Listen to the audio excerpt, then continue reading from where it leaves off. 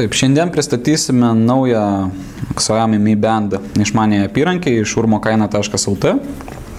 Taigi, kaip matote, apyrankės sensorius tikrai nėra didelis, jisai pakankamai mažas. Tai yra tik toks daiktas.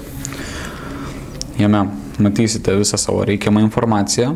Tai yra žingsnius, širdies ritmą, laiką ir taipogi kalorijas sudegintas, prie to prieisime vėliau.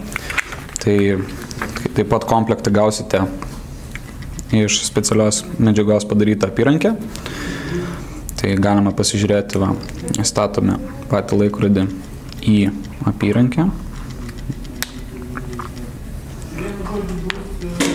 Ir taip, galima dėtis ant rankos.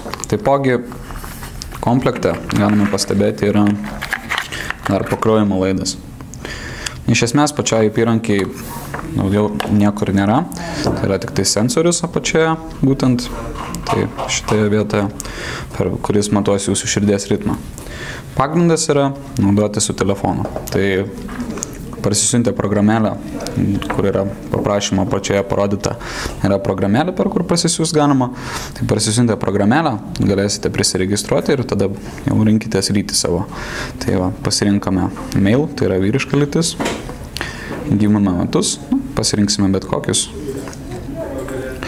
Pasirinksime maždaug 1,80 m ūgis bus, ir ten bus, tarkim, 80 kg. Taip, tai galite pasirinkti, kokią jūs norite savo aktyvumą kiekvienos dienos, tai yra, kiek jūs norite padaryti žingsnių per dieną.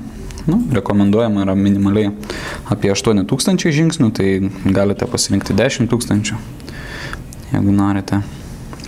Ir dabar reikės suporuoti tiesiog apyrankę su telefonu. Tai pravimo procesas tikrai nėra sudėtingas, pasirinkite Band, nes čia yra apyrankė.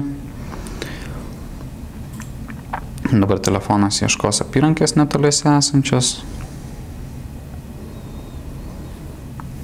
Reikės šiek tiek palaukti.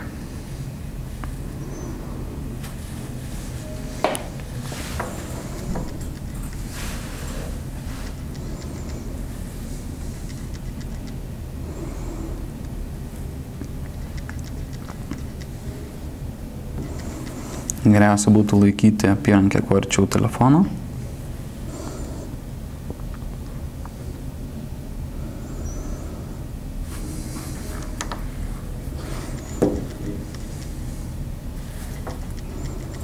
Ir surado telefonas apyrankę, tai pamatysite ekrane, reikia paspausti mygtuką,